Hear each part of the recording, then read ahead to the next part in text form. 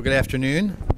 My name is Stephen Sheffrin. I'm the Executive Director of the Murphy Institute, and it's my great pleasure to introduce our speaker today for the Yates Lecture. The Mary C. Parker Yates Lecture was endowed in 1996 by Murphy Institute alumna Rebecca Yates Valander in memory of her mother. It's designed to promote university-wide discussions of issues of current concern and to bring leading thinkers to the Tulane campus. Let me at this point also thank Professor James Ahm in economics for helping to arrange today's lecture. It's with great pleasure today to introduce this year's late Yates Lecture, Dr. Arthur C. Brooks. Arthur Brooks is the president of the American Enterprise Institute, leading a distinctive and highly influential Washington think tank now in its 75th year, and in fact celebrating this year's 75th anniversary. He's also the Beth and Ravenel Curry Scholar in Free Enterprise at the Institute. Dr. Brooks is the author of 10 books and hundreds of articles on topics ranging from the roles of government in the private sector, charitable contributions, fairness, economic opportunity, and the morality of free enterprise. His most recent book, The Road to Freedom, How to Win the Fight for Free Enterprise, was a New York Times bestseller. Earlier books included Gross National Happiness, Social Entrepreneurship, and a book called Who Really Cares?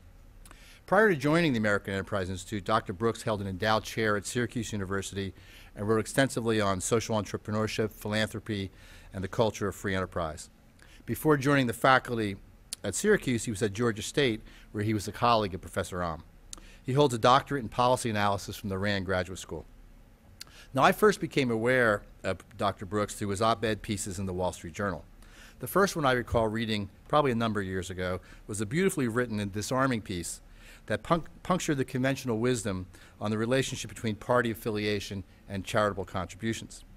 He has also written persuasively on the important role the non-governmental sector plays in pursuing broadly socially held goals. Now, Dr. Brooks did not follow the typical linear path to his great success today. He started as an accomplished classical musician playing in Europe and the United States, and actually held a professorship in the French Horn, before embarking on his career as a policy analyst and academic. In an article in the New York Times last January, he also discussed how he earned what he termed a 10K BA degree, after returning from Europe through a correspondence course organized through Thomas Edison State College in Trenton, New Jersey.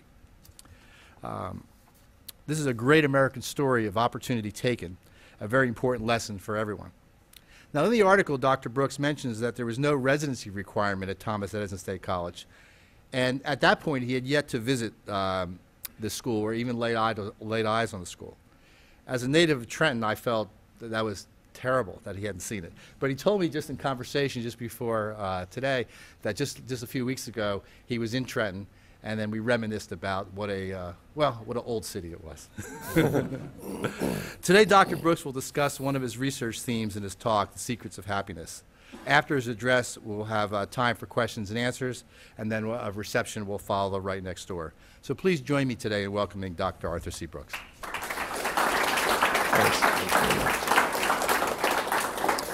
Thank you, Steve. It's an honor to be here. It's great to see my old friend Jim Alm. We started together at Georgia State University in Atlanta at the very beginning of my academic career, and he kept his hair. I didn't keep mine, but such is life. I'm the president of the American Enterprise Institute, which is a think tank in Washington, D.C. Some of you have heard of it. Maybe some of you haven't. We do work on economics. We do work on foreign policy. We do work on public policy, and we work a lot with policymakers. And that's what I've been interested in most of my career. I'm an economist. And early on in my career, I taught at Syracuse for a long time. I was at Syracuse for about 7 years before I came to Washington, D.C. And I remember one day I was out for lunch with a friend of mine who was a psychologist, a social psychology professor. And I was complaining about my work. And he said, you know, what's the matter? I said, I'm writing a paper, and it really isn't coming out the way I want it to. It's not describing the way people really behave very well. And he said, you know, that's always the same with you guys, with you economists. He said, you know the problem with people like you? And you know, nothing good ever comes after somebody says, you know, the problem with people like you. And he said, you guys have no idea what motivates people. You have no idea. And I said, well, humoring him, I said, what motivates people? He said, not money, happiness. I said, Okay. He said, why don't you write about happiness? I mean, really? I mean, there's data on it. And I said, really? He says, yeah, there's data on happiness. And he said, what would hold you back? And I realized there was nothing holding me back. I had tenure. I was a full professor. I mean, there's a tenured full professor is having no adult supervision whatsoever in life. I mean, you can kill somebody and it's okay.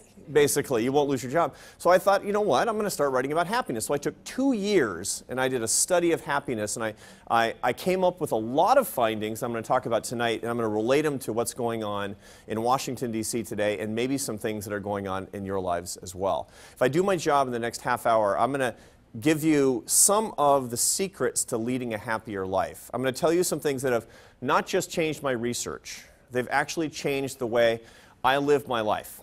And I'm going to submit them to you for your consideration. So when you do work on the science of happiness, the first thing you ask is, who's happy? Right? Now, economists and psychologists have been asking that question now for 40 years. There's a big literature on this. And they'll ask typically questions like this. You don't want to know how happy are you in this moment. Nobody cares. I mean, you go up and you go down and you're all over the place. It's not interesting. It doesn't tell you very much. Usually you'll ask questions like this. People have ups and downs in their lives. Everybody knows that. But all things considered, how happy would you say you are at this point in your life? Okay, now, it's very robust, and there's a lot of research that shows that that's a pretty good way to ask the question. They'll say, on a scale of 1 to 7, okay, where 1 is abject misery and 7 is complete bliss, what's your number? Okay, now, if you ask this to a large group of people anonymously, and you ask them over and over in slightly different ways, it turns out, according to the literature, you get some pretty good data. You get some pretty good evidence of actually who's happy and who's not. So think about it. What's your number? You've got the number in your head. How many of you is a 6 or a 7? Really happy, okay? We're on a college campus, so that's like nobody's putting their hands up, right? How many of you is a 3, a 4, or a 5? Right in the middle, okay? I'm not going to ask the rest of you. 1s and 2s. Typically in the population, and this has been very stable going back to the early 1970s, a third of Americans say they're very happy, 6s and 7s. About 55%, between 50 and 60% will say they're somewhat happy, 3s and 4s and 5s. That was what most of you said. And the rest, 10 to 15%, will say not very happy, sort of the depressed minority. But that's a very stable finding. It doesn't matter who's president. It doesn't matter who has power. It doesn't matter very much what's going on with the economy. After about 6 months, after a shock, it turns out that that's how people are generally feeling about their lives. Okay, so that's not even a very interesting question. Who's happy? The really interesting question that comes out of the literature is what makes people happy? What explains happiness? And we know the answer to it. There are 3 things that explain human happiness: genetics, big life events, and choices. And I'm going to talk about all 3. Okay, so let's start with genetics. I don't want genetics to play any role in my happiness. And the reason is because I'm an American, right? And Americans are in control of everything. Right? This is how we were raised. I mean, the whole country was based on this idea that, you know what? I don't like it here. I'm getting on a boat. I'm going over there. I don't speak the language. I don't know anybody, but I don't care. I'm going to reinvent myself. It's the country of reinvention, right? So there is this culture that says, don't tell me something's wired, because I don't like it, right? But the facts are the facts. So let's go to the science. How much of your happiness is genetic? We know the answer. How? Well, there's a team of social psychologists at the University of Minnesota, a guy named David Lycan. Some of you may have heard of him. He's written wonderful papers, and his team had a database of twins, about 3,000 pairs of twins. And in this database of twins that were born between 1936 and 1955, there was a subgroup of, get this is amazing, identical twins that were separated at birth and adopted to separate families. Now, if you're a social scientist, this is like a dream come true. Because you can net out what's in their personalities as part of nature and what's part of nurture. They got them all back together at age 40 and did personality tests on them. Okay, now, I mean, it's almost like the government set this thing up. So, now, what did they find? They found, using the appropriate statistical methods, and those of you who are economists know what I'm talking about, and the rest of you who aren't, you don't care, so I'm not going to talk about it, but they found how much of each personality trait was actually genetic. How much of how religious you are is genetic? 40%. How much of how you vote is genetic? 40%. Extroversion, more than 50%. Neuroticism, more than 50%. Proclivity toward alcoholism, more than 50%. Proclivity toward criminality, more than 50%. And happiness. Baseline, basic happiness, 48%. Half of your happiness is genetic. Okay? Are you a dark and brooding person? Of course you are. You're on a college campus. Right? And if you're a college professor, it means that's why you were drawn to this environment, right? And it's your parents' fault, right? Have you ever been around somebody who's just cheerful all the time? You ever worked with somebody like that? Very irritating, right? Why are they so much happier than you are? Why? They've got some secret, right? Got some secret. I've asked people, I remember asking people that. I used to play in the Barcelona Symphony. And there were it's a terrible job, and I'll tell you about that in a minute. But it sounds good, but it wasn't. And I remember there were people around me, a couple that were super happy all the time, and say, what are they doing? What's their secret? And I was trying to find it. The secret was their DNA, right? If you're unhappy, I told this one to my wife, telling her about this research. She says, you know, it's true. Your mother did make you unhappy, literally. So if you're unhappy, it means you got lousy parents. That's just the way it is. It's just how you were wired, right? Bad luck. Okay, 48% is a little bit out of your control. Now, that's actually power for you, and I'm going to tell you why in a minute.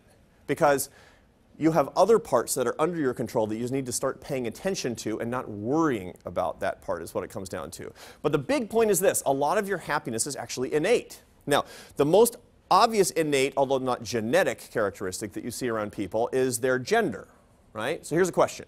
According to the data, who's happier, men or women? Okay? What do you think?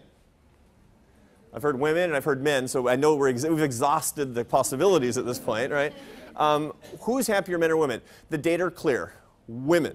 Women are happier than men. It's like the women are saying, yeah! It's like, it's nothing to celebrate, it is what it is, right? And are they a lot happier? The answer is yeah, they're a lot happier. Although the happiness gap has been decreasing over the decades. Not because men have been getting happier, but because women have been converging slowly to the average misery of men over the past few decades, since about 1960. Why? I'll leave that to you. Okay, so I've actually looked at this with respect to marital status. This is how I've studied this topic. So what you find is that married women are happier than married men. Single women are happier than single men. Widowed women are way happier than widowed men. Why are you laughing? What's the matter with you people? I told that one to my wife. She goes, huh, no kidding, right? And divorced women are unhappier than divorced men. It's the only group. So why? Turns out there's an explanation, and that explanation is typically when couples divorce and they have little kids, the kids go with mom, and it's very stressful to be a single mom working and taking care of kids, and that actually depresses happiness. So there's an outside explanation for that, okay? Now, women are happier than men, and when I was looking at the data on that, I found something that was probably the most interesting thing I've ever found about the subject of happiness, which is the average unhappiest age in a man's life.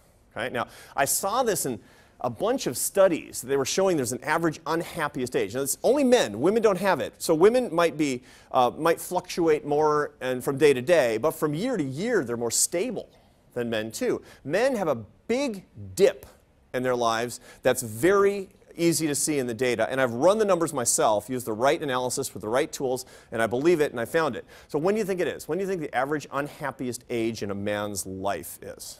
Okay? When do you think it is? Pretty good. That's right. 45. 45, okay? Now, those of you who are students, any of your dads 45? Maybe they were, maybe you remember it, right? 45, right? So how many guys in here are under 45, okay? Under 45. You're on your way down. So 45 is this midlife crisis, but actually you can see it in the data. So I went back to this psychologist buddy of mine, and I said, what's the deal? What's the deal? And he gave me a complicated explanation. Psychologists are very complicated. And he gave me a complicated explanation about dysfunction in family life and the blah, blah, blah. I didn't understand what he was talking about. I said, talk to me like I'm 4. I'm an economist. I need it clear, right?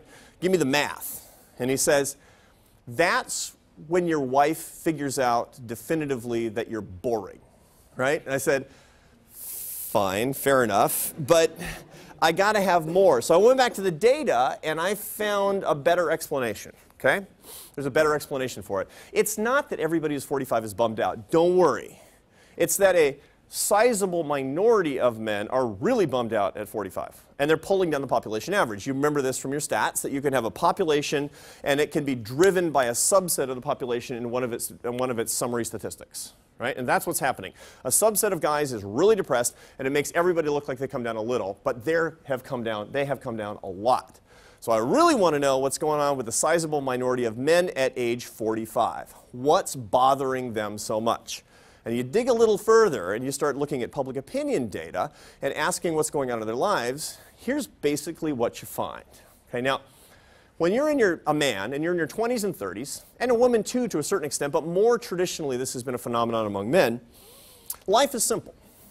If you want to get ahead, and you want to be more prosperous, and you want to be more successful, and you want to be more happy, hit the gas. Hit the gas on your career. Get more promotions. Make more money. Find better jobs. Move. Just do it. Just hit it harder. Work more hours. And it actually works and works and works until it doesn't. And around age 45, a sizable minority, but a recognizable, pretty big minority of men, they look around and they say, I've been on the superhighway, just hitting the gas all these years, but it's the wrong road. I don't want to be here.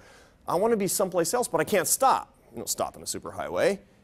I can't stop. I got the tuition payments for my kids, and I've got the mortgage, and it's killing me. I don't want to be a lawyer, but I can't stop. So what, okay, fine. Everybody's seen this phenomenon too, and it leads to really kind of bad and sort of funny things sometimes, but that's not the real question. The real question is, what do they want? Because if I figure that out, I'm going to give you the secret to happiness so that you don't have to fall into the trap. Okay, men or women. So what is it that they want? Metaphorically, and I'm going to explain this more later, it's this. They're on the wrong road. They don't want to be on the superhighway. They want to be on a little road that they discovered themselves. They want to be on that little dirt road over there with the guy in the motorcycle without the helmet. That's who they want to be. So, question, who is the guy on the motorcycle? Who is he, and what's he doing that looks so good to them? I know who the guy on the motorcycle is. That turns out to be me. And I'm going to tell you what that means. Okay, now, I accidentally found the right road. Pure accidentally found the right road. Here's how it went. When I was 19, I dropped out of college. Dropped out, kicked out, splitting hairs, okay? And I went on the road as a musician, because this is what my big dream was. I wanted to play the French horn, and it was great. I played chamber music all over the country. I drove through all the continental 48 states, and one time I drove straight through from Baltimore to San Francisco with 4 other guys. We didn't stop. That's what you do when you're 19, 20 years old. It seemed fun. It doesn't sound fun. It seemed fun at the time. I toured with a guy named Charlie Bird, who was a guitar player for a while, and then I wound up in the Barcelona Symphony. Now, great music. Great, I mean, the symphony orchestra, it's the greatest music ever written from my point of view, and I really loved it, but I saw my 45-year-old self when I was 28. All the guys around me were older than I was, and I was looking at them and something wasn't right. I mean, they were drinking too much, and they weren't having a good time in their marriage, and they were sort of depressed, and I'd ask them about their job and say, I don't like it, believe me, son, it gets old, right? And I thought to myself, I don't want to turn into that. So I hatched a plot. When I was 28 years old, I decided to go back to college and learn stuff. And so I called my dad. Now, my dad was a math professor at a little liberal arts college in Seattle. And so I thought he was going to think it was really cool that I was going to go back to college. I called him and I said, it's like long distance in those days, Barcelona to Seattle. I said, Dad, huge news. I'm going to quit music. He said, huh? I said, yeah, I'm going to go back to college and I'm going to study literature or math or political science or the harpsichord. I don't know. I'm going to use my brain. And he said, much to my surprise, he said, what are you talking about? You can't do that. You're married. You started a family. It's very irresponsible. You can't just quit. Why? And I said, because I'm not happy and I don't think I'm going to be happy. There's a long silence, long silence. And finally he says, what makes you so special? Right? And It turns out I was right, because now I'm doing what I love. Now I'm doing what I'm supposed to be doing. The weirdest thing is that my job is to stand here and talk to you about how you can live a happier life. It's completely crazy. This is what I love, but I happened onto it accidentally. I'm going to tell you how to not happen on it accidentally. Those of you who are guys under 45, but all of you. I'm going to tell what you need to do to find that, but you're going to have to wait 5 minutes or 10 minutes because I've got some other things I need to tell you first. Okay? So hold that thought. 48% is genetic, innate characteristics. Now, the second thing is big life events. Okay? Now, big life events is what you think makes you happy. These are the things that you're always, if only she'll marry me, I'll be happy. If only I graduate and I can find a job in this economy, then I'll be happy, right? If only I get into law school, then I'll be happy. If only I don't get sick, then I won't be unhappy. If only I don't have that bad accident, then I won't be unhappy. It's always big good things you're trying to get and big bad things that you're trying to avoid. We're very goal-oriented creatures. This is how we're wired. Question, how much of those big good and bad things is your happiness? Is wired into your happiness? The answer is 40%. 40% actually comes from those big good and bad things. So, I mean, it's huge, right? So that's what you should be paying attention to all the time, is those great big things and avoiding those big bad things. That's wrong. That's wrong. It sounds like that's what you should be paying attention to, but it's not what you should be paying attention to. Why? Because number one, statistics show that we're not very good, as good as we think we are, at affecting those big things. Number two, they don't affect us the way we think they're going to. And number three, even if they're good, they don't last. Have you ever met somebody who moves to California? Yeah. Why do people move to California?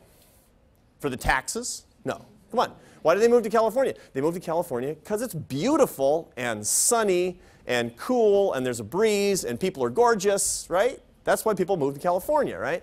How long does it elevate the average mood of the person who moves to California? We have the data. 6 months. 6 months. You turn your whole life upside down to move to California, and 6 months later you're just as bummed out as you were in New Orleans, right? No. As bummed out as you were in New Jersey. Sorry. So, and don't do it. Basically, and everything is the same. Everything like that is the same. You buy that dream house. How long is it going to elevate your mood? Less than 6 months. Typically, I double your salary. How long is it going to help you? Cognitively, emotionally. 6 months, max. Everything's 6 months max. There's a great paper on this subject. It's an old paper now. It's from 1978. It's researchers at the University of Michigan did a paper that looked at two groups. Some of you may have heard about this classic study. The two groups were quadriplegics and lottery winners. Okay, now, what do quadriplegics and lottery winners have in common? We're going to close the door here. We're getting a beat going here.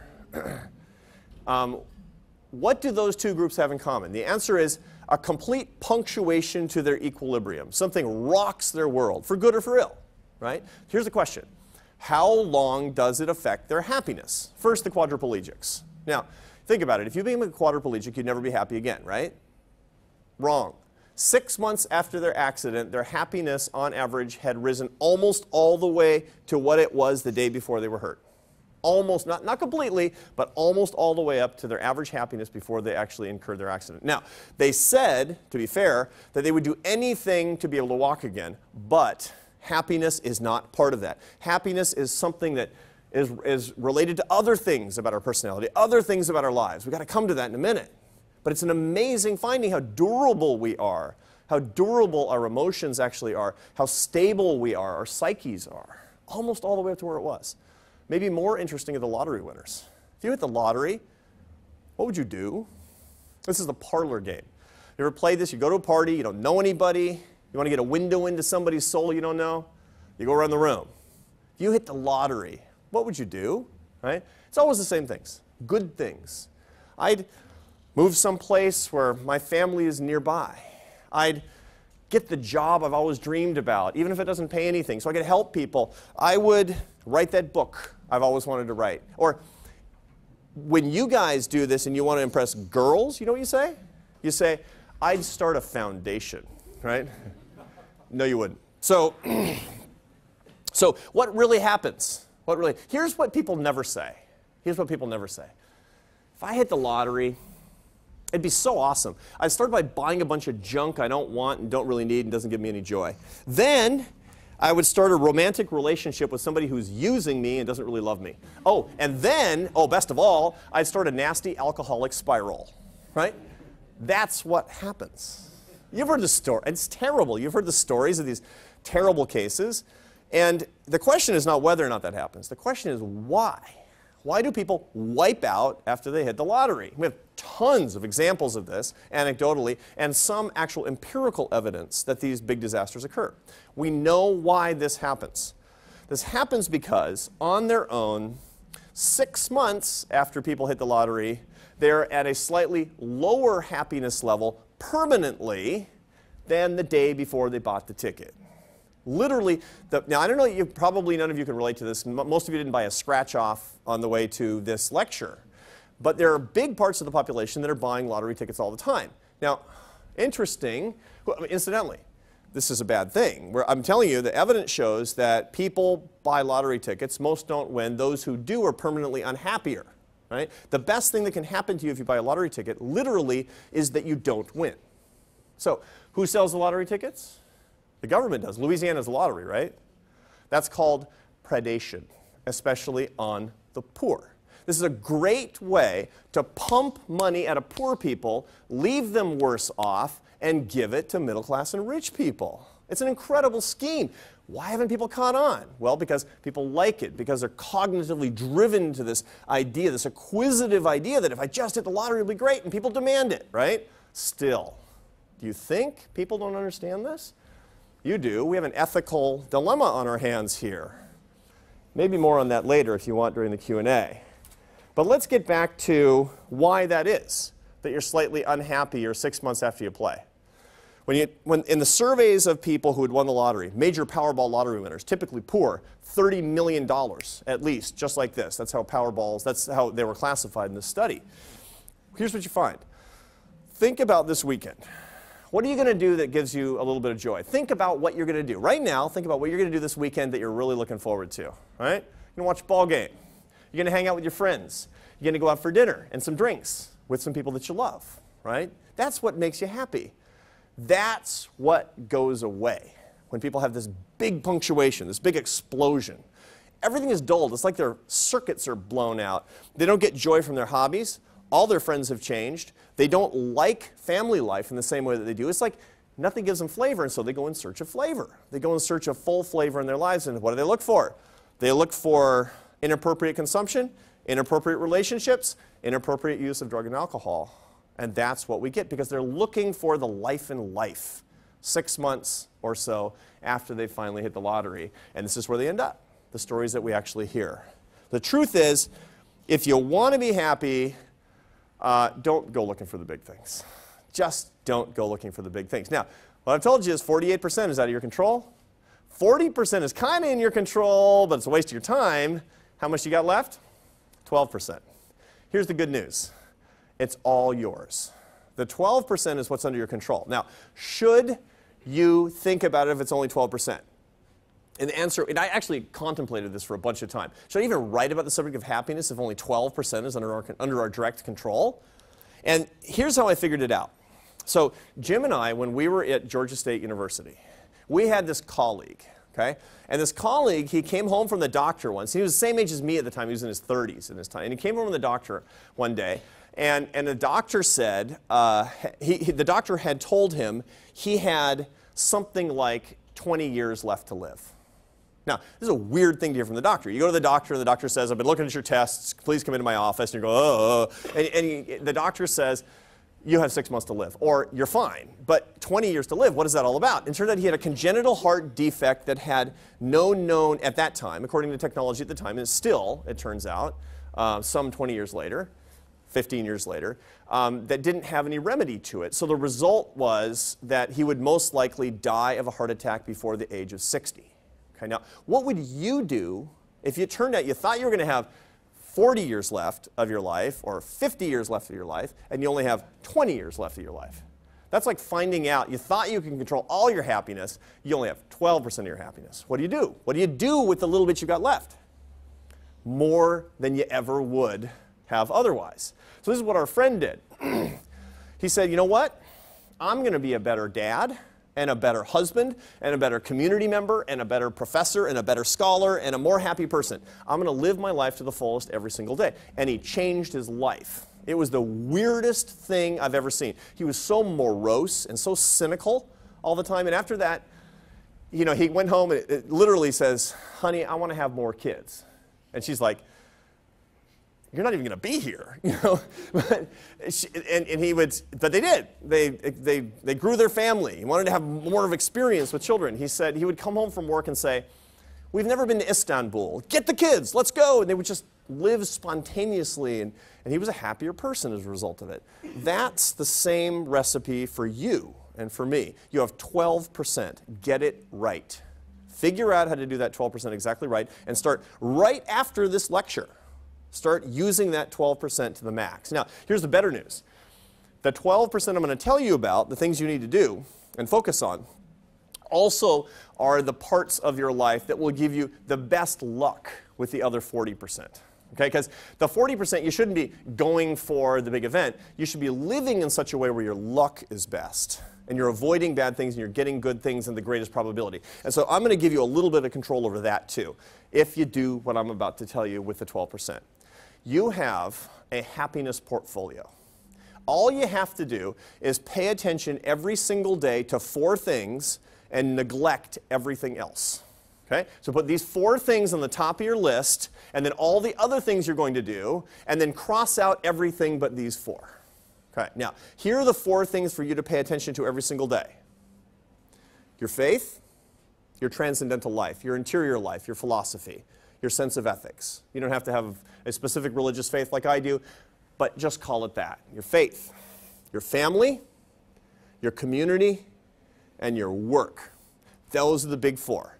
Those are the big 4 sources that will give you control over the 12% happiness. Now, this is based on about 200 articles, scholarly articles and books that I've read so you don't have to.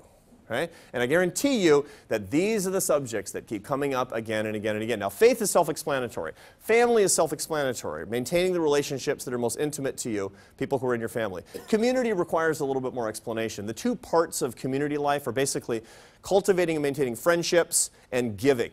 You got to give. You got to volunteer. Give your money away. Give your time, talent, and treasure away. Be a giving person. So friendships and giving, that's community. Okay? And I'm not going to talk about those 3 things, faith, family, and community, very much unless you want to talk about it in the Q&A. I want to talk about work, because the work is really the most paradoxical and the most interesting. Work as a source of happiness. Why? Why is work a source of happiness? Actually, to begin with, how could work be a source of happiness? It's drudgery. You read Dilbert cartoons or watch The Office or something, and you know that work's no fun. I mean, work is disutility, as economists call it, right? Well, answer this. What percentage of Americans either like or love their jobs? What percentage of Americans are either satisfied or very satisfied with their work? Okay? Get a number in your head. What do you think it is? 89%. I know, it's higher than you thought. 89% of Americans are either satisfied or very satisfied with their jobs. Now, does it matter if you have a college degree? No. Statistically insignificant. Does it matter if you're above or below average income? No. Does it matter if you're black or white? Does it matter if you're religious or secular? No, no, no, no, no. Nothing matters. The same percentage in every demographic group likes or loves their job. Incredible finding. No other country's got this. France, 40%. Okay? 89% of the United States. The person who made your sandwich today loves her job. The guy who's going to bring your package tomorrow loves his job. The guy who's mowing a lawn when you go home tonight likes his job. Most likely, that's an amazing thing, right? Why? Why? Okay, is it because of money? Because that's where they get their money? Now, your mother told you, money doesn't buy happiness. Mom was right, okay? Mom is always right. But mom had the data on her side in this case. Now, why? How do we know this? Well, there are a bunch of good studies. Believe it or not, economists have been duking this one out for 20 years. Does money buy happiness? Yes, no, in between, right? Basically what we find is this. All of the studies on money and happiness, you can boil them down to this. If you're truly poor, money buys happiness, right? You can increase happiness in somebody's life by relieving the pressures of poverty in poor countries and poor Americans alike. That's true. Now, that has big policy implications to me. Big policy. I'm a free enterprise guy. I run a free enterprise think tank. But I believe, based on this, that the safety net that actually redistributes resources to poor people is a really, really good thing, and we need to protect it. We actually need to fight for it, as a matter of fact, if we want people to live in a more prosperous society where people actually have a higher quality of life. But once you get above lower middle class, it levels off. Not completely, but pretty much. You can't buy almost any more happiness after lower middle class. And what that means is redistribution to people at lower middle class and middle class levels doesn't bring any more quality of life. And it becomes an exercise in futility, which also has policy connotations that we can discuss later as you understand. The bottom line is, in a country that's relatively prosperous and getting more prosperous, money is not the reason that work and happiness are so intimately intertwined. It's something else. So let's go looking through the data. You troll through the data, and you start looking at people and the sources of satisfaction in their lives. And then you start correlating them with the work that they're doing, and here's what you find. There's a phenomenon that explains happiness and work. It is what's going on with the guy on the motorcycle. It's what I found accidentally. It's what I'm experiencing at this exact moment. And it's called earned success. Earned success is the belief that you're creating value with your life and creating value in the lives of other people. Okay? If you believe that what you're doing is inherently valuable, that's matching your skills with your passions, and it's serving other people, we know that is the secret to your happiness. You need to find the thing where you are earning your success. Now, that doesn't mean money. That does not mean money. I did work for years. I wrote a textbook, you heard about it, a graduate MBA textbook that I don't recommend to you called Social Entrepreneurship. Okay? Now, when I was doing the work for that textbook, I talked to hundreds of social entrepreneurs. These are do-gooders. These are people who their profit margin is all about saving kids and feeding the hungry and making people literate and cleaning up the environment and helping their communities. That's how they get rich. That's the denomination of their great wealth. They are happy, just as happy as business entrepreneurs, as pecuniary entrepreneurs, because they feel they're earning their success. They're creating value with their lives and value in the lives of other people. That's our goal, is earned success, and that's why work matters so very much. Here's a question. What do we need, bless you, what do we need so that more people can have earned success? Because I'm going to make a value statement to you right now. I believe that earned success is such a big deal that it's my job to fight for a system where more people can have it. I want to live in a country, and I want to live in a world where more people earn their success. I don't care if they have money, where they can earn their success. That's my job, as far as I'm concerned. That's my moral duty. So how are we going to get it? And the answer is, you got to have a system. You got to have a system. What is that system? Well, first of all, think about this. Earned success is great for my happiness. But earned success is actually a life or death issue in other places in the world. Let me explain. When I was a kid, what was poverty? Let's go back all the way to when I was a little kid. Earliest memories, 1970. Okay? What was poverty in 1970? And the answer was, it was a picture in the National Geographic. It was a picture of a kid in sub-Saharan Africa with flies on his face and a distended belly, and there was nothing I could do about it, and there's nothing that you could do about it either. It was horrible. What do my kids think of about third world countries today, developing nations? 9% growth. Our jobs going there. It's a different world. Now, there's too much poverty, and probably most of you feel morally commanded in joining me to help the least of these our brothers and sisters in some way, shape, or form. But it's a fundamentally different world. Fundamentally different. Here's an example. Between 1970 and today, the percentage of the world's population living on $1 a day or less. This is a standard definition of poverty, starvation level poverty by development economists. The percentage of the world's population living on $1 a day or less since 1970 has declined by 80%. An 80% decline. I bet you didn't know that. Nobody knows that. It doesn't show up in the paper. It's good news, right? We better have an explanation because that is literally the most important anti-poverty achievement in the history of mankind. The history of mankind. We've got to have an explanation. So what is it? Is it the United Nations? Is it U.S. foreign aid? Is it the International Monetary Fund or the World Bank? Good institutions, or bad, depending on your point of view, but is not that. No, no, no, no. Here's what it is. According to development economists, according to the best research, it's 5 things. Some of it's controversial. Buckle your seatbelt. 5 things explain the 80% decline in the world's worst poverty. Globalization, free trade, property rights, rule of law, and entrepreneurship. It was the explosion of American-style free enterprise that started to occur after 1970 and spread around the world. Were there costs? For sure. Of course there were costs. But that is the reason people have been lifted out of poverty. Talk to Chinese development economists, an extraordinary thing. Since 1980, 662 million mainland Chinese have been lifted out of starvation-level poverty in the mainland. Largely because of free trade and the capitalism that has reached into those economies. Now, I don't like everything about capitalism. You don't like everything about capitalism. But people are actually not starving today because of that. There's literally somebody in a sub-Saharan African village that you'll never see, you've never heard of, you'll never go there, you don't know anything about it, that is not going to die because of you. See, it's one thing to have charity. We all should give charitably. It's part of community. But you got to have something that works while you're sleeping. You got to have a system. And that's the beauty of it. We have a system. We have a system that has lifted billions of people out of poverty for the first time in human history. Now, back to your happiness. Earned success is the key. You need the system. What does the system look like? That'll make this for you. You can make it possible for you. And you can fight for so that it will be possible in other people's lives too. It's one that matches skills with passions. It's one where people celebrate hard work and personal responsibility. It's one where you get to keep the rewards of your hard work and personal responsibility and merit. It's one where when you succeed, things go well and you get to keep it. And when you don't, you actually feel some of the pain. So that you can update and you can improve. Now, not catastrophic failure, but failure that's discernible.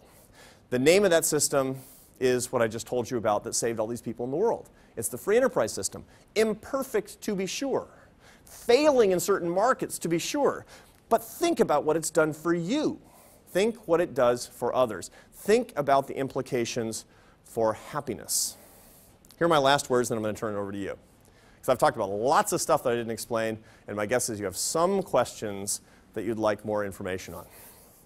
Number 1, here's my summary. Your happiness portfolio has 4 parts that you need to start paying attention to. Faith, family, community, work. Nothing else matters. Nothing else matters for you to be the happiest person possible and take full control of that 12% and give yourself good luck in the other 40%. That's what you need to be thinking about. Okay, now, you're going to have that messed up. I guarantee you. What's the most common thing that people do to have an unbalanced happiness portfolio? What's the number one thing they do too much of, and what are the things that they neglect most? What do you do most? What are some of you people doing too much of? You're working too much, right? Oh, my faith is too heavy. No, that's not it. You're working too much, and you're neglecting. It's like, I love my mom too much. No, that's not it. No, it's people have a tendency to neglect faith, family, and friends, and they tend to work too hard. This is the key thing that even guys who understand this, they get to 45 and they're all burnt out. That's what's going on, typically. Since I've started doing this work, and I'll do speeches and things, I'll give a talk like this, and people will come up and tell me how unhappy they are. And it's a diagnostic tool. Tell me about your life, and I can tell you you do more of this and less of this and more of this and less of this. Faith, family, community, and work. That's your portfolio. That's what you need to be paying attention to. Second, public policy. I don't know what your politics are. It doesn't matter, right? You can be left-wing or right-wing or a Democrat or Republican. The truth of the matter is, if you believe that people deserve to live in the greatest happiness possible and have the possibilities to lift themselves up to build their lives, if you join me in believing the nature of enterprise is not starting businesses, it's not for-profit activity, it's the enterprise of every single person's life. your enterprise is your life and you deserve to be able to build it, then you have to join me in fighting for the system that makes that possible. The system that makes possible earned success for the most people most of the time. Now, I know you're up for it. I know some of you will join me in the struggle because it really is a struggle.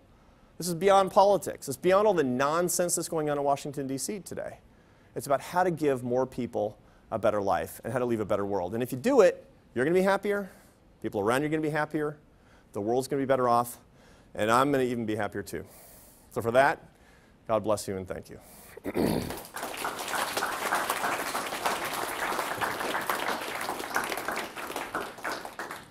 have plenty of time for questions.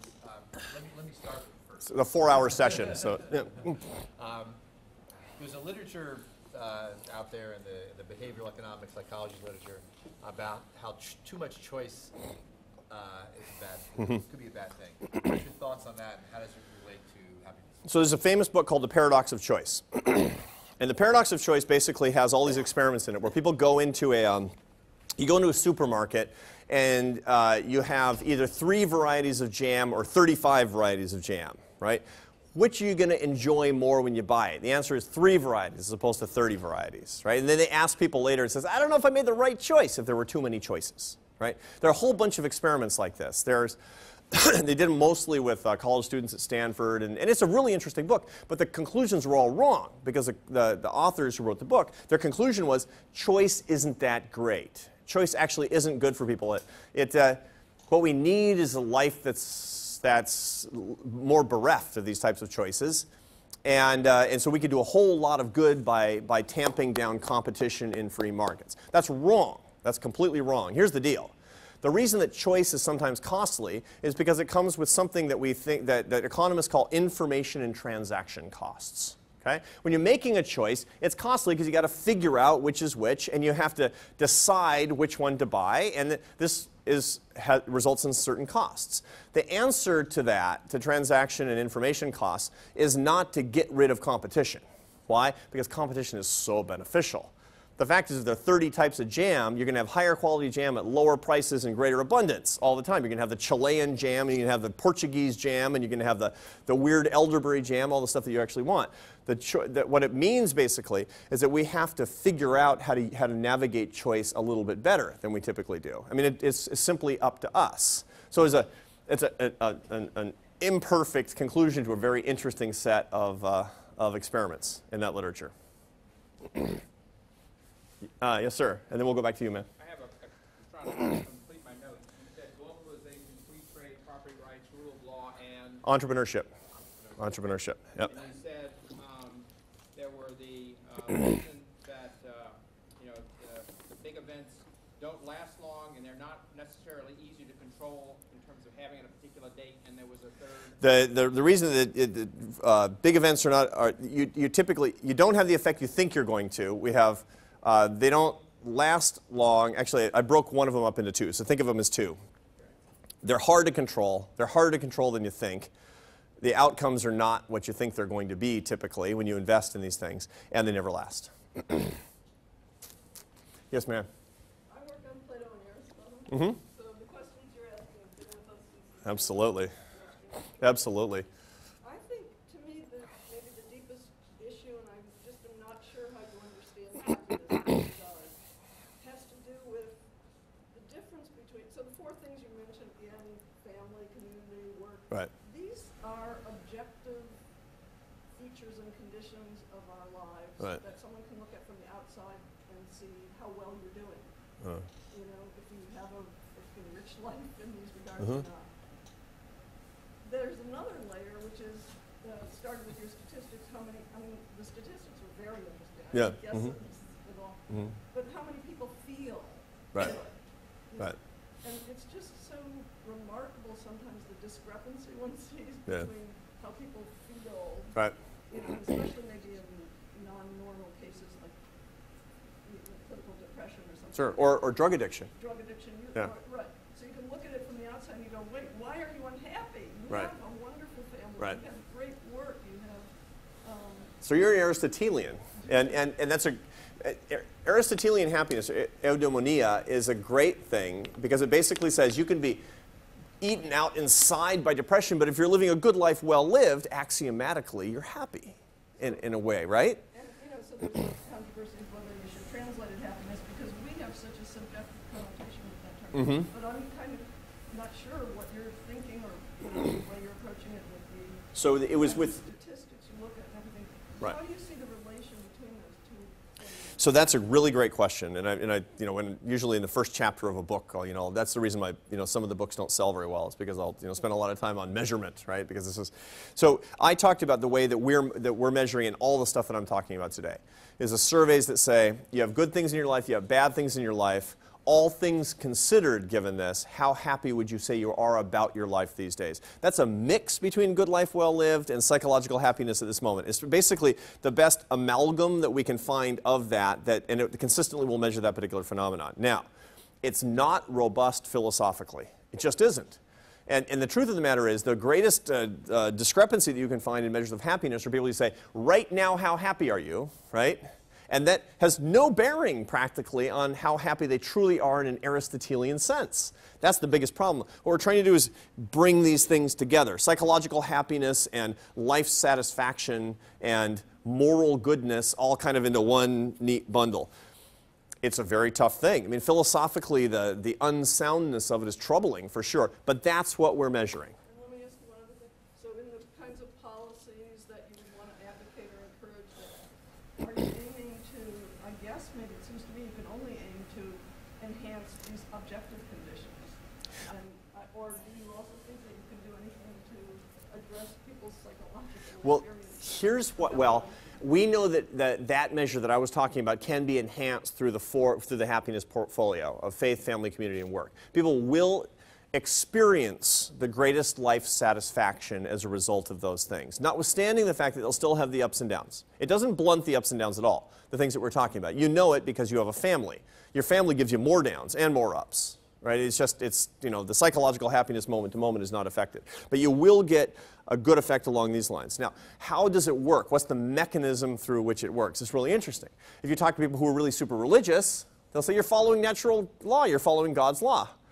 Right? You're being rewarded in a way. I mean, you're living in concert with what God wants. If you talk to people who are not religious at all, they'll give you other explanations for it. You're doing something that gives you a life that's morally well ordered. And so you're avoiding a lot of the bad experiences you would typically avoid. So there are different explanations along these lines. Now, the most interesting studies when we look at how we measure it, I mean, at the very beginning, nobody believed that these surveys would actually measure anything. My happiness, your happiness. And in truth, there are a bunch of studies out there that measure people in different countries. At some point, one of you will say, what about the fact that I read a study that said that the Danes are the happiest people in the world, right? Because you always hear that, right? Never trust those studies. You can't trust those studies because they're not stable. I've seen studies that show that the Swedes are the happiest people in the world, some that show that the Brazilians are the happiest people in the world, some that show the Canadians are the happiest people in the world. And when you do empirical work, you can take a data set and torture it till it speaks to you. Or you can take a whole bunch of different data sets that measure more or less the same thing in slightly different ways across different populations at different times and see if they converge. And when they start to converge, then you can be confident that you're finding something real. And that's the highly ethical way to start to do empirical research on a broad scale. So the point is, sure, different people experience it even in different ways. The most interesting studies actually show that Germanic languages have a tendency, so people in Sweden and Denmark and the United States, because English is a fundamentally Germanic language, and obviously Germany, they answer the questions really differently than people in Romance languages. Why? Because happiness in every Germanic language comes from the root word for luck. So in Middle English, the word for lucky was hap, H-A-P, which turned into happiness. Glücklich in German is lucky, happy. Glück is luck. What you find is it's felicitousness in the Romance languages. That sort of study is pretty interesting too. Whole other branch of studies have tried to baseline the surveys with physical studies. fMRI studies, you put people in the tubes and then look at what parts of their brain illuminate. There's one study that looks at how people smile. Okay, so it turns out there are 19 types of smiles. You didn't know that, did you? 19 types of smiles. Only one of them is associated with true happiness. Right? Think about it. How happy do I look? All right? Not happy. That's because I'm not giving you a Duchenne smile, which is the only smile that employs the orbicularis oculi muscles right below your eyes. You want to know if somebody's truly happy when they're smiling? Don't look at the mouth. Look at the eyes. Right? You knew that. Look at the eyes, because that's, and it's involuntary. You can't fake it. They say that some great actors can fake it. But those are the kinds of physical tests that they would use to try to baseline these things until they finally figured out that the surveys were accurate enough that they stopped going to the expensive tests as a result of it. But true enough, we don't have good survey methods to make this philosophically robust. So we just do the best we can. Good question. Let's see. We'll go over here and then we'll come back, okay? Unless nobody has anything. Is nobody ever here on anything? Okay, yeah. So one of the big problems right now in changing the economy is unemployment. Yeah. There's a lot of long-term structural employment. So it seems like your argument's cut in different directions. So on the one hand, redistributively, given this would be a low-income group Yeah. that are unemployed, so giving money to them while they're unemployed would make sense. On the other hand, you're also worried about them feeling a little bit of the pain of whatever bad decision they made to get unemployed to begin with. Yeah. So how do you reconcile? Yeah, that's great. Great question. Unemployment, okay, how does that play into it, and it's particularly a period right now? Okay, so earned success is what I was talking about, but it has an opposite, okay? And I didn't make up the opposite. It's called learned helplessness. Now, learned helplessness is a term that was invented by Martin Seligman, who's one of the most celebrated social psychologists who's done work on the subject of happiness. He teaches at the University of Pennsylvania. And Martin Seligman, when he was doing work starting in the late 1960s and early 70s, he was doing work on human subjects and even animals. And what he wanted to see was how they behaved when you would take away rewards that they had earned, or you gave them rewards that they didn't earn. Turns out they have the same sensation. They become passive, they become depressed, and they give up. He called that learned helplessness. Now, this is a very heavy thing. Think about it. You earn something, somebody takes it away. Or you didn't earn it and you keep getting it anyway. Same reaction. Learned helplessness. It's the opposite of earned success. You want a good society, a just society, a fair society, a happy society? Earn success. You want a depressed society? A society where people are unhappy, where people feel hopeless and helpless? Learned helplessness. That's how you do it. It's the perfect recipe for misery, it turns out. Now, how do you get that best? Lots of unemployment. If you want a society where people have the greatest sense of earned success and they avoid learned helplessness the most, you better be aggressive about creating jobs. You should never do something that dissuades people from working. You should never make it harder for companies to create jobs. Never, never do it, unless you never read the studies, unless you're such a materialist that you think that all that matters is the money. But who among us thinks that? Go to Washington, D.C., you'll find plenty of them. This is the bottom line. Very low end, it does matter. At the very low end, people who are chronically unemployed and are in misery, you can relieve a lot of the stress. The problem is typically with people who are chronically really poor, learned helplessness comes along with dependency. And so what we really need to do, the best public policies, actually I've been doing work on this. There's a new book that I'm working on right now. I'll tell you about it just in 2 seconds, okay? This is the first time I've ever talked about it, so bear with me. So when you read The Wealth of Nations, Adam Smith's great book that talked about the economy, how the economy works, 1776 it's written. The great thing about Adam Smith as an economist is he didn't do what Jim and I do, with writing equations on the board and running regressions and sitting in a darkened laboratory. No, no, no. He went to factories and looked what was going on. And in one famous passage in that book, he went to a pin factory to look at specialization and division of labor. And he compared one person making a pin with a whole bunch of people making lots of pins, and he showed that when you have division of labor and specialization, you get a lot more pins and it's a lot better. Okay, so I thought to myself when I was reading that, I'm doing my work wrong. I want to look at people who are miserable and poor, because I'm writing a book about poverty right now. I want to go to the pin factory. So I've been working with these guys and I'm going on these site visits to the poorest people, the most vulnerable people I've ever met. These are places that politicians don't go. Felons, prostitutes, drug dealers, people who are actually, the difference is that they're not at their depths of desperation and vulnerability. They're building their lives to come back. Okay, so when I'm there, here's the question I ask. What do you need? What do you need? There's one thing for us to be at a university to say, here's what poor people need, right? And this leads in sort of the think tank world to say, the little girl living with her mother in a car, and you go and say, sweetheart, you know what you need to do? You need to start a small business. Idiotic. right? Idiotic, right? So you say to poor people, people who are really vulnerable, what do you need? The answer is always the same. And in social science speak, in scholar speak, here's what it is. In this order: spiritual transformation, relief, and opportunity. They all say the same thing. It's got to start with spiritual transformation. If you start with relief, it goes in a bad direction because it's basically pouring money in some place where money can't be used appropriately because of moral conditions. Now, I didn't make it up.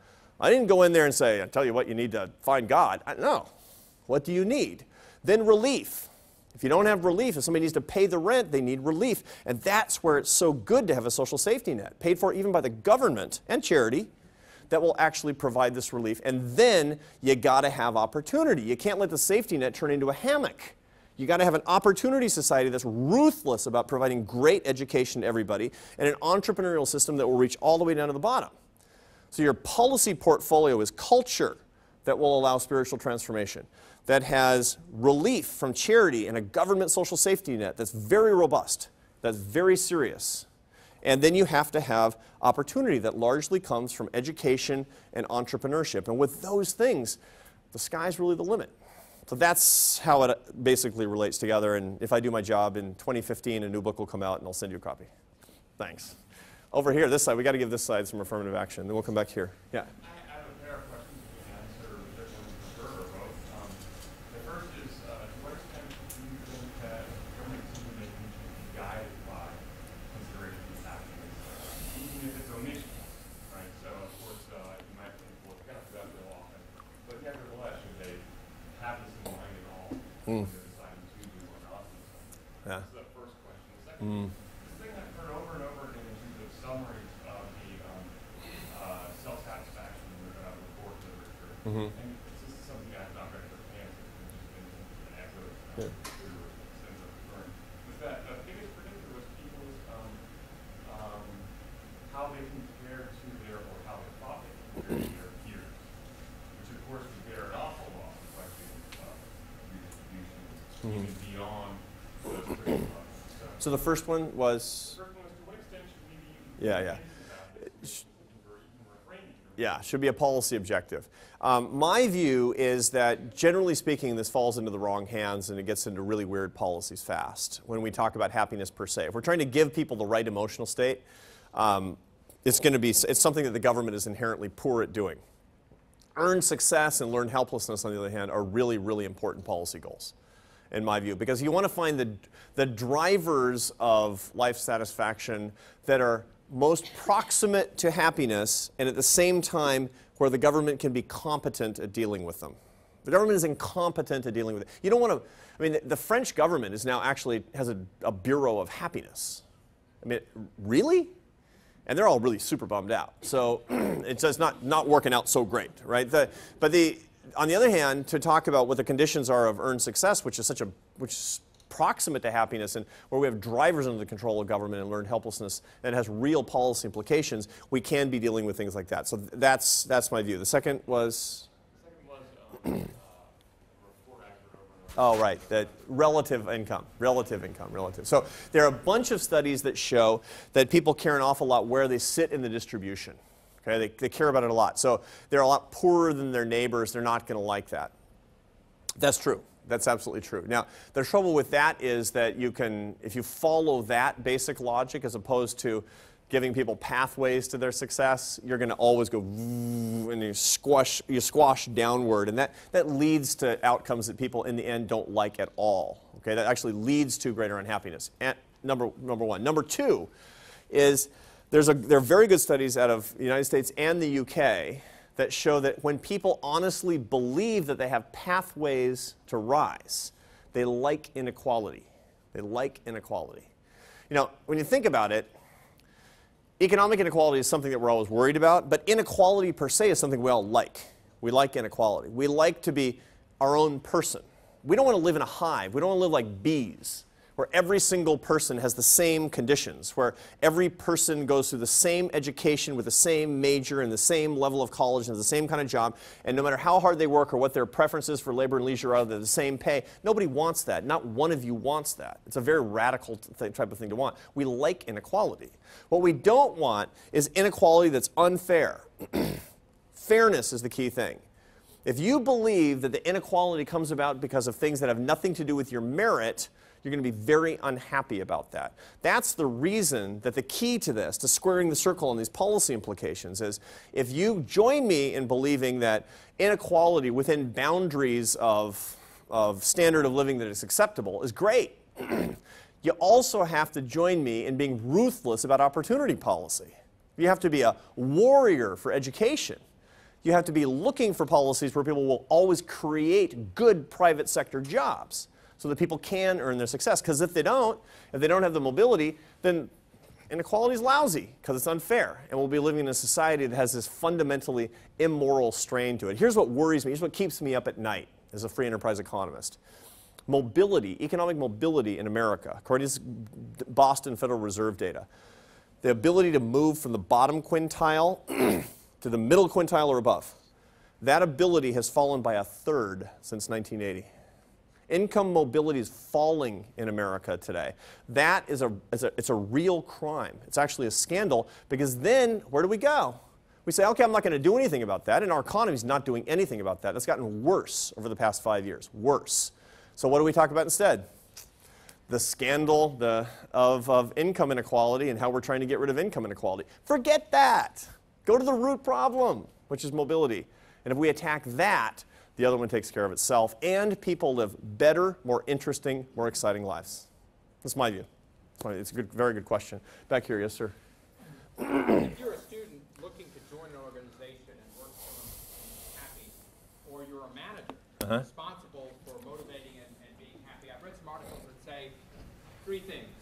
Mastery, that you want to feel like you're world-class, you want to be competitive on world-class. Right. Autonomy, and then a purpose that is beyond yourself. And you agree with those 3 things as if you're a student looking to find an organization to join, ask what you're going to get from that organization in those 3 areas. Yeah. So serve others, be good, and be in control. It's basically, you want to be great at something and distinguish yourself. You can really earn your success. Mastery. You want to create value with your life, mastery, and you want to create value in the lives of others, that's service, and you want to be in control. And you want to be in control. That's exactly right. I mean, in essence, these are the components of earned success, is what we're talking about. That's absolutely the case, and some of it is what we need to look for, and some of it is what we need to cultivate within ourselves. Right now, the paradox of service is the hardest one of all. There's a tendency, the acquisitive nature that we have makes it seem like if we serve others more, there's less for us. The truth of the matter is serving other people more leaves more for you. Lots of studies on this, lots of studies. You want to be healthier, happier, and richer? Start giving away your money, giving away your time, giving away your energy, giving away your affection. Lots of studies on this. I wrote a whole book on this in 2006. It consumed me utterly, was this particular topic. So service is really paradoxical in this way. And this is one of the great things that we can do, faculty that we can do, is to talk about this. You know, forced service projects, I don't know. Maybe they're good, maybe they're bad. But actually talking about these empirical regularities. This is one of the keys. We're good at helping people to become masters. We're good at letting people have control. We're bad at teaching people to be servants of others, servants of other people. This is a great study, a 2006 study from the University of Kent, 2 social psychologists. It's great. I mean, they were doing a game. It's one of the Jim has done lots of these games where you're using human subjects and you're doing experiments. And it's a typical experiment where you bring everybody into a room. So we're all sitting in the room here, and I pass $10 out to every single person in the room, and I put a coffee can in the middle and say, decide how much of your money you want to put in the can. Okay? And then, at the end, I'm going to look in there, and I'm going to count it up, I'm going to double it, and I'm going to pass it out equally in front of the whole group. Right? Now, what's the optimal strategy? It's for you all to put all your money in the can, I double it, and everybody gets 100% more. Right? But what are you going to do if you're really crafty? You're going to help everybody else as a sucker, because you're going to keep your money, everybody else puts in theirs, you get 200% more effectively, right? So what happens from this? When you do these experiments, you find that people give some people give a lot. It depends on kind of the character of the person. Women give more than men, and et cetera. You find all these kind of interesting demographic things. But this study in 2006 had a second phase. And in the second, I write about this study, incidentally, in the LA Times tomorrow morning, if you're interested in looking at this particular study. So, and in this second phase of the study, they broke up into small groups, and they elected leaders. And they didn't know each other at all. They elected leaders for another task. 80% of the time, the leaders elected in phase 2 were the biggest givers in phase 1. This is servant leadership. It's an empirical truth. People observe your service, and what they discern is your leadership. It's a really big deal.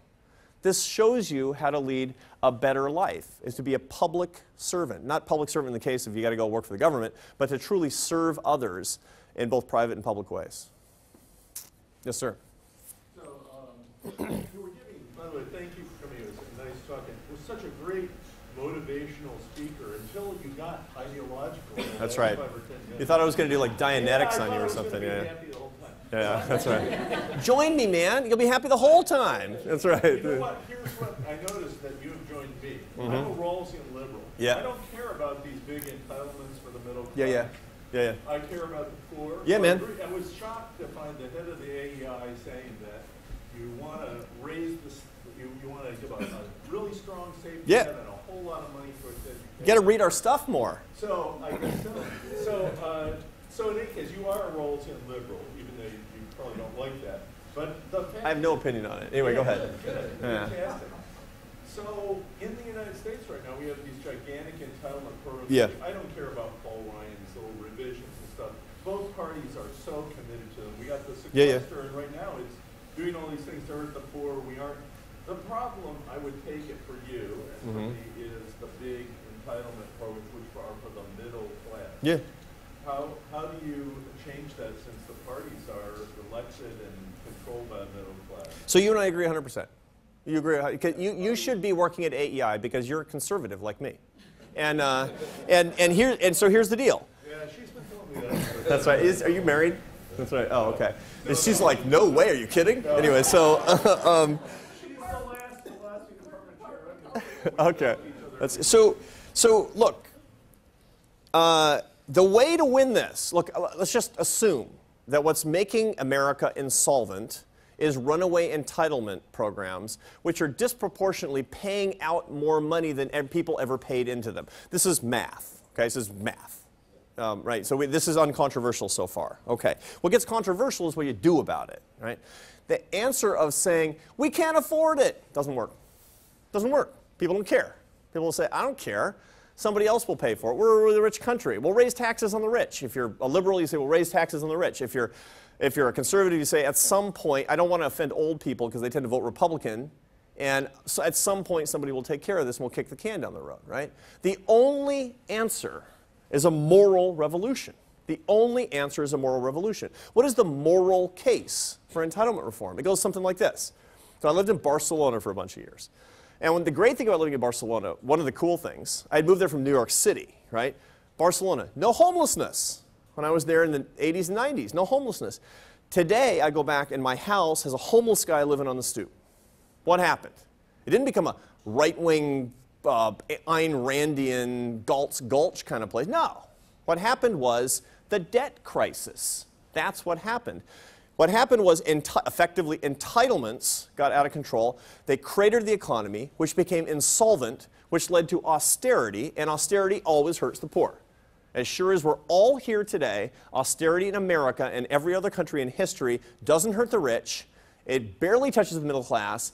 It kills the poor. Literally, in poor countries, literally kills the poor. This is an empirical regularity. Count on it. Okay, if you join me in feeling a special preference for the poor, you must declare war on the entitlement crisis for the middle class. It is the moral solution. It's what we have to do.